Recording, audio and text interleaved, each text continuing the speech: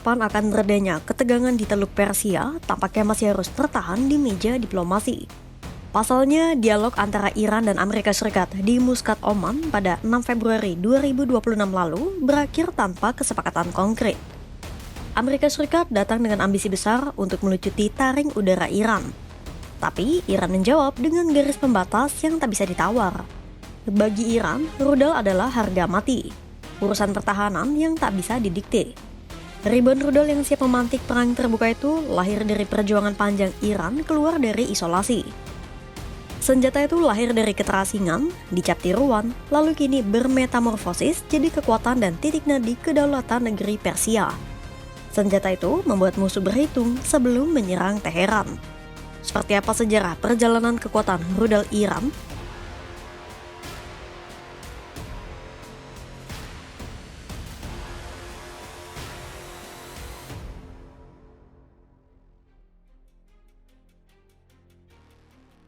Sejarah militer Iran modern tidak lahir dari kemewahan, tapi dari rasa pahit atas ketidakberdayaan. Perjalanan panjang berkembangnya rudal Iran dibahas tuntas oleh lembaga think tank RAND dalam jurnalnya yang berjudul Iran Security Policy in the Post-Revolutionary Era. The Wall Street Journal turut mengupasnya dalam artikel berjudul Iran Threatens Missile Attacks, Hoping Trump Sees Strength Not Weakness yang tayang pada 8 Februari 2026. Untuk memahami bagaimana Iran bisa berubah jadi salah satu negara terkuat di Timur Tengah, kita perlu mundur ke tahun 80-an. Waktu itu, Iran terlibat peperangan dengan Irak dari tahun 1980 sampai 1988.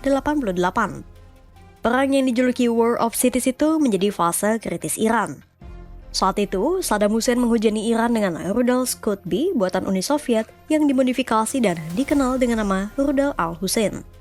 Rudal Irak saat itu menghujam ibu kota Teheran dan kota-kota besar lainnya. Iran yang saat itu hampir tak punya pertahanan udara sama sekali, tak bisa melindungi diri dan berakhir pada tewasnya ribuan warga sipil di rumah mereka sendiri. Iran mencoba membalas dengan persediaan rudal yang terbatas yang mereka beli dari Korea Utara dan Libya secara diam-diam. Tapi perbandingannya sangat tidak imbang. Irak terlalu perkasa bagi Iran. Dan disinilah titik balik doktrin pertahanan Iran. Pemimpin Iran menyadari mereka tak bisa bergantung pada siapapun dan harus melindungi diri sendiri di saat komunitas internasional diam ketika mereka digempur rudal oleh Irak. Tanpa akses teknologi mutakhir barat, Iran akhirnya menempuh jalan pintas yang cerdik, yaitu meniru. Mereka mulai membedah dan merekayasa ulang rudal Uni Soviet, Korea Utara, dan sisa-sisa alutsista Amerika Serikat yang masih tertinggal. Disinilah peran sentral Amir Ali Hajizadeh bermain. Dialah arsitek rudal Iran.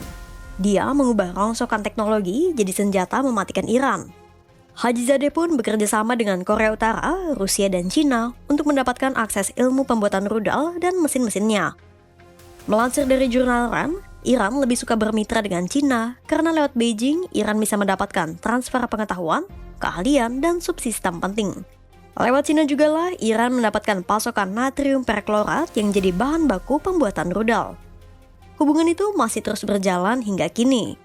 Bahkan setelah perang 12 hari pada Juni 2025 lalu, Iran langsung membeli 2.000 ton natrium perklorat dari Cina untuk mengisi kembali kekosongan rudal pasca perang. RAND menyebut Amir Ali Hajizadeh menyadari mereka tidak perlu komponen mahal untuk menciptakan kehancuran. Dan memang benar, ketimbang pesawat tempur, rudal itu relatif lebih murah, mudah disembunyikan, dan tidak memerlukan pelatihan pilot yang rumit. Rudal pun memberikan jaminan serangan lebih baik terhadap wilayah musuh ketimbang pesawat tempur. Hajizadeh kemudian terus mengawasi pengembangan rudal Iran. Sampai akhirnya, Iran bisa memiliki rudal balistik segala jarak yang bisa menembus pertahanan Israel dan semua pangkalan militer Amerika Serikat di Timur Tengah. Tak berhenti di meja produksi, Hajizadeh juga membangun gudang rudal bawah tanah yang kini dikenal juga sebagai kota rudal Iran. Dari gudang itu, ribuan rudal dan drone siap luncur disimpan, terlindungi dari serangan musuh. Dengan rudal dan drone itu juga, Iran memperkuat proksi-proksinya. Drone digunakan Hizbullah dan Hamas untuk menyerang Israel. Sementara rudal digunakan Houthi untuk menyerang musuh-musuh Iran di Laut Merah. Dan Hajizadeh lah otak dibalik semua itu.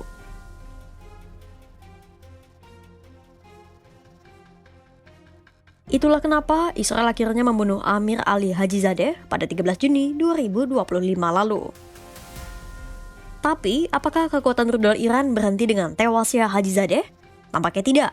Karena setelah Hajizadeh tewas, Iran terus melanjutkan pembuatan rudal dan kini diperkirakan mereka memiliki sekitar 2.000 rudal.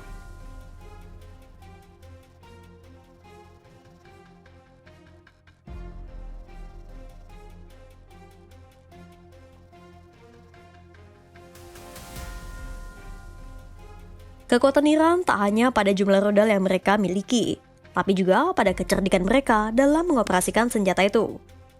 Iran tidak sekadar menumpuk rudal. Mereka merancang sebuah ekosistem teror udara yang membuat Amerika Serikat harus berhitung kembali. Israel sudah merasakan sendiri pukulan keras dari rudal Iran. Dalam serangan pada Juni 2025 lalu, Iran tak hanya mengirim rudal balistik.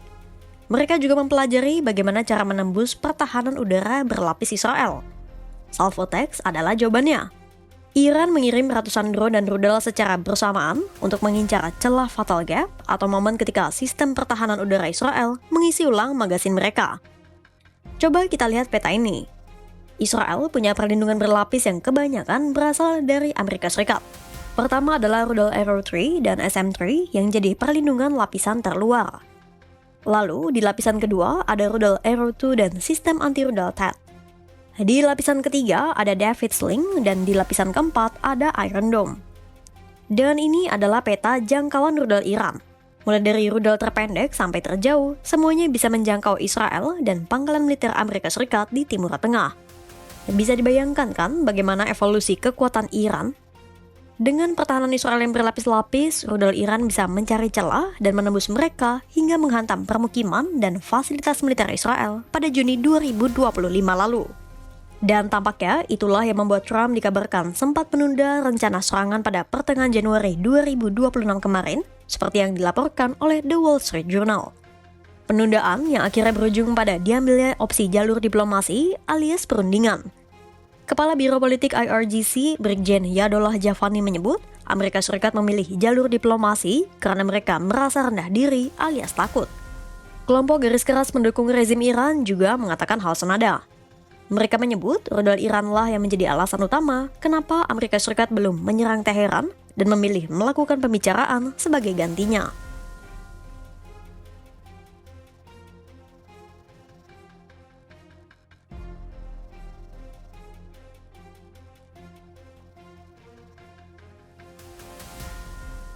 Sadar bahwa kekuatan militer tak lagi menjamin keamanan mutlak, Amerika Serikat akhirnya kembali ke meja diplomasi.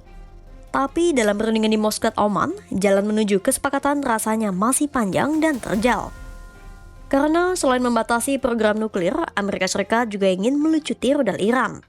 Dan di saat yang sama, Iran masih bertahan pada garis keras mempertahankan rudal mereka, seperti yang dikatakan Menteri Luar Negeri Iran Abbas Araghchi pada Sabtu 7 Februari 2026.